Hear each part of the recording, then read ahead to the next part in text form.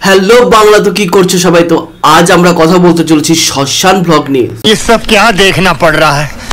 अच्छा है मैं अंधा हूं। তো দেরি না করে চলো শুরু করা যাক, কারণ তোমাকেও একদিন যেতে হবে। কোথায়? শ্মশানে।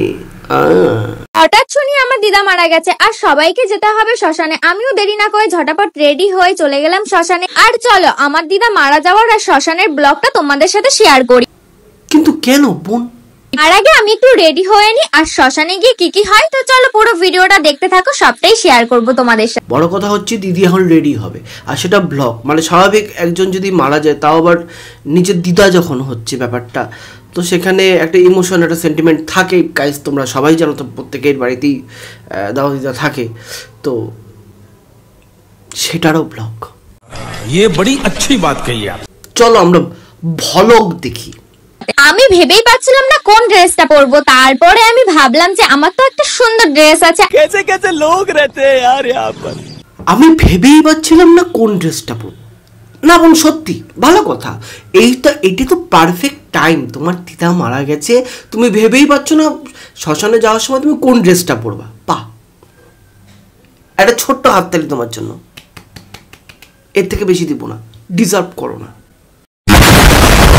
আর আমি এই ড্রেসটা পরে নিলাম, আর একটু মেকআপ না করলে হয়? কিন্তু এইখানে এই যে তুমি মেকআপটা শুরু করলে না, এখানে ঝাড়টা চলে গেল আর সব ভদ্রতাটাও চলে গেল। আর কখনো দিদা চাইলেও ফিরে আসতে পারবে না। যাই হোক, সবারই একদিন না একদিন উপরে যেতে হবে, এইটা নিয়ে মন খারাপ করে আর কিছুই হবে না। এইটাই নিজের মনকে বুঝ দিচ্ছে। ও বোন তোমার মনকে বুঝ দিতে হবে না, তোমার মন অনেকদিন আগেই বুঝে গেছে। কারণ এই পরিস্থিতিতে যে মেকআপ করে আর তার সাথে যখন এই স্পিচটা চলে যে দিদা চলে গেছে মন খারাপ, না মন খারাপের তো কোনো লক্ষণ তোমার মুখে আমি দেখতে পাচ্ছি না। তাও মনটা কেমন করছে দিদার জন্য, খুবই কষ্ট হচ্ছিল আমার দিদার জন্য। যে ওর দিদার জন্য কষ্ট হচ্ছিল, ইস ভীষণ কষ্ট হচ্ছিল। গাইস একবার মুখটা দেখে বলো তো কোন জায়গাটা কষ্ট ছিল। দিদা দুনিয়া ছেড়ে চলে গেল, আমার ছোটবেলার থেকে যার সাথে এত কথা এত কিছু, যার সাথে তোমার ছোটবেলায় এত স্মৃতি এত কথা এত ইমোশন জড়িয়ে আছে, সে যখন মারা গেছে তার শ্মশানে যখন যাচ্ছ তার জন্য তুমি এত মেকআপ করতেছো। তোমাদের দিদা কি তোমাদের গল্প শোনাতো? না আমাদের দিদা তো আমাদের গল্প শোনাতোই না, রাম কেলান খেলাইতো, সেজন্য এখনো পর্যন্ত মাথাটা ঠিক আছে। আর এইদিকে আমি মেকআপ করতে করতে দেখো মেকআপটা কি হয়ে গেছে। ওএনজি ও মাই গড, হ্যাঁ দুটা মানে একই, কিন্তু এখানে প্রবলেমটা হচ্ছে যে ম্যাডামের মেকআপ খারাপ হয়ে গেছে। ভগবান এখন কি হবে, মানে দিদা মারা গেছে শ্মশানে যেতে হবে, তার মধ্যে মেকআপ খারাপ। ভাই ডেঞ্জারাস পজিশনে চলে আসছে, এখন কি হবে? এখন সেটা কথা আবার ঠিক করতে হবে। কারণ আমার এত টেনশন এত কষ্ট হচ্ছে আমার দিদার জন্য যে আমি আর কিছুই করতে পারছিলাম। ওর মাথায় টেনশন, ওর মনে কষ্ট। কোথায় দিদি কোথায়? একটু কষ্ট দেখাও, একটু টেনশন দেখাও।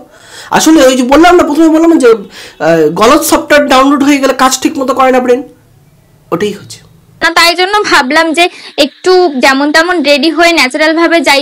এটা একটু রেডি, এটা ন্যাচারাল। জানো তো তোমাদের সাথে আমি ডেইলি ব্লগ শেয়ার করছি, ভাবলাম এইটাও শেয়ার করি তোমাদের সাথে। তোমাদের সাথে আমি ডেইলি ব্লগ শেয়ার করি, খুব ভালো কথা। কিন্তু বোন একটা কথা বলি, কিছু কিছু জিনিস থাকে যেটা জীবনে পার্সোনাল থাকে, সব কিছু তো শেয়ার করা যায় না। তাহলে তো সব কিছু বলতে সব কিছুই শেয়ার করা উচিত না। ওই তো আমি একটু সাজুটা একটু আঁকিয়ে নিলাম যেমন তেমন ভাবে। হে ভাই ভুরু আঁকাচ্ছে। আরে ভাই একটু আগে তো বললেন ন্যাচারাল মেকআপ করবো, জাস্ট একটা নর্মাল ক্রিম মেখে ভাই জাস্ট চলে যা, হয়ে গেল। ভুরু আমি কিন্তু সেই রকম কিছু ভাই আইশ্যাডো নিয়ে আসছে। ভাই তুই কোথায় যাচ্ছিস সত্যি করে বল? তুই দিদার জন্য শ্মশানে যাচ্ছিস না পার্টিতে যাচ্ছিস? যা লুক আস্তে আস্তে আসতেছে, এটা যদি এখন পুরো একদম ডিটেলস করি তাহলে কিন্তু এটা অন্য কিছু হয়ে যাবে। और अभी तो रुको, क्लाइमैक्स अभी बाकी है। করেই সাজি সেই রকম কিছু না, দেখো কেমন লাগছে। তাই কেমন লাগছে এমনি হলে বলতাম সত্যি লুকটা খুব সুন্দর হয়েছে, ভালো লাগছে। কিন্তু যে পরিস্থিতিতে তুমি ব্লগটা করছো, যে পরিস্থিতিতে তুমি এখন যে সিচুয়েশনের মধ্যে দিয়ে তুমি এভাবে সেজে যাচ্ছ, সেইটার জন্য পার্সোনালি বলছি। কোনোদিন পোমেরিয়ান কুত্তাকে লোম ছাড়া অবস্থা দেখেছো? খালি মাথার মধ্যে চুল আর লেজের মধ্যে অল্প একটু চুল, বাকিটা পুরো সাফ, বাকিটা বুঝে নাও। তো যেহেতু মেকআপটা বোঝোই তো, যেন না বোঝা যায় এই জন্য একটু পাউডারটা দিয়ে দিচ্ছি। এই হচ্ছে আসল জিনিস। যখন দেখতে পারো যে মেকআপটা প্রচুর পরিমাণে হয়ে গেছে, এরপর তো ঝাট খাবো, গালি খাবো, নাও কমাও এবার পাউডার দিয়ে। ও কেন, এটা পরিমাণ মতো মাখলেই তো হয়। ও গলত সফটওয়্যার, মানে তার কাটা, তো পরিমাণ বুঝবে কি করে? সেরেছি, মানে কিচ্ছু দিইনি, না সাজলে না হয়। তো আমি ব্যাকগ্রাউন্ড ভয়েসে চলছে যেমন তেমন করে যাই ন্যাচারাল লুকে, ঠোঁটের মধ্যে লিপস্টিক মারতেছে রেড কালারের। সেন্টটা দিয়ে আমি ফিনিশিং করে দিলাম। দেখো মারতে মারতে আমি এতটা মেরে দিয়েছি, কি সুন্দর সেন্ট। ছাড় বোন, এবার তো ছাড়, হয়েছে তো, আর কত? একটু পরি পরি লাগছে না আমাকে না দেখতে? পুরি পুরি, এই তো চঞ্চনা, পুরি পুরি একদম না, হ্যাঁ একদম না। পুরি এইভাবে বাইরে যাবে না, তুলে নিয়ে চলে যাবে একদম ডাইরেক্ট স্বর্গে। আমি শ্মশানে চলে এলাম, আর সবার মাঝখানে ভিডিও করতে কেমন একটা লাগে বোঝোই তো তোমরা।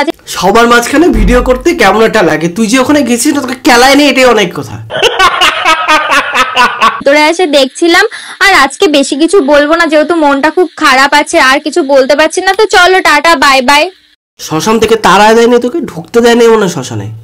আমার তোমার তাড়াইছে বাড়ির লোক, ভাগ বাড়ি যা।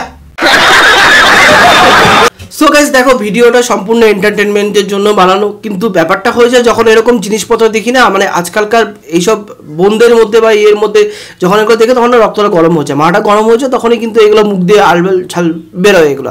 সো গাইস তোমরা বলো তোমাদের ভিডিওটা কেমন লাগলো? তোমাদের ভিডিওগুলো যদি ভালো লাগে তাহলে লাইক করো, শেয়ার করো, সাবস্ক্রাইব করো, পাশে থেকে বেল আইকনটা ক্লিক করো, যাতে পরের ভিডিও তোমার থেকে মিস না হয়। সো দেখা হচ্ছে তোমার সঙ্গে পরের ভিডিওতে, ততক্ষণের জন্য দেখি কে রিপোর্ট মারলো আমারে।